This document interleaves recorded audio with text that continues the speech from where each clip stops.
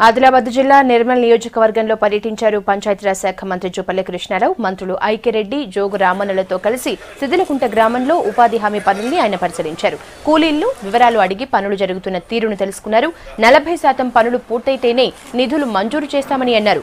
రోడ్లు, డ్రైనేజీలు, మరుగుదొడ్ల నిర్మాణాల్ని కూడా ఉపాధి హామీ పనుల కింద చేసుకోవచ్చని అన్నారు. కూలీలకు 100% పని కల్పించడమే ప్రభుత్వ లక్ష్యమని అన్నారు.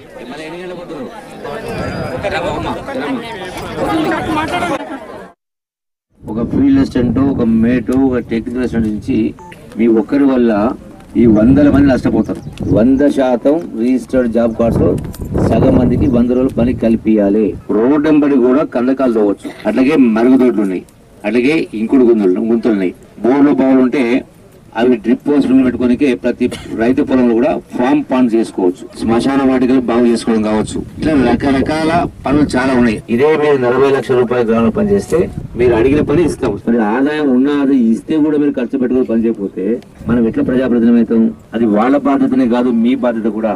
మీ గ్రామానికి కూడా ఏదైనా కావాలంటే మీ గ్రామంలో పని జరిగిందని చూసి బట్టి మీ గ్రామానికి శాంక్షన్ కూడా జరుగుతుంది. మీ గ్రామానికి ఏ గ్రామానికి అంతే, ఇదే లెక్క, ఇదే ప్రామాణికం.